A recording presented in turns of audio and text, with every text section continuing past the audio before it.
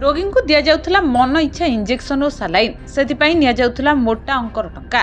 बेआईन clinic मालिक माने रोगी सेवा नाँ एमती लुट करुथिले। रायगड़ा गुणुपुर सहर में मालमाल क्लिनिक खोला होईछि। बेआईन भावे अनेक क्लिनिक खोली निजे निजे डाक्तर साजी औषध और इंजेक्शन देउछंती।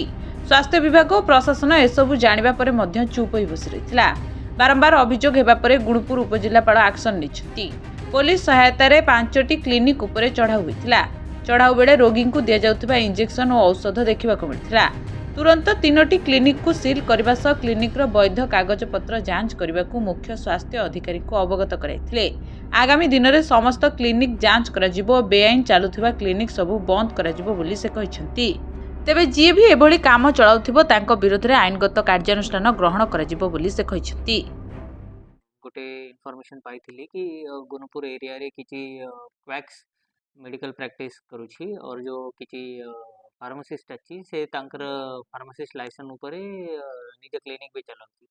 सेति मु आज किछि क्लिनिक और फार्मासिस्ट शॉप रे विजिट करिथिलु। सेति आमे पाइथिलु कि सेठी पूराटा क्लिनिक सेटअप थिला। किछि जगह रे विदाउट डॉक्टर भी सलाइन एडमिनिस्टर हेइथिला। सेतिपाई मु सीडीएमओ पीएचओ संगे कथबार्ता करिथिलु। तांको एबे ये इनफॉरमेशन मु देउछि। तापरे तांकर टीम आसिकी सब इंस्पेक्शन करिबी। जो हमारा आईएस पुलिस अच्छी गुणपुर पुलिस तांकर टीम भी मो संगे थिली। से भी सब जिनस सेठी देखिकी एबे सीज करिके रखी छै। जेते बेली पूर्णतः इंस्पेक्शन होबो तापरे तांक ऊपरे आईन हिसाब रे कार्यानुष्ठान होबो।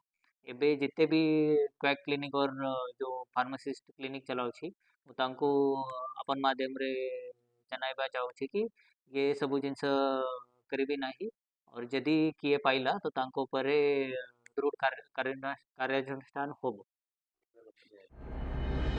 गुणुपुर प्रमोद कुमार साहू रिपोर्ट, ओडिशा संवाद।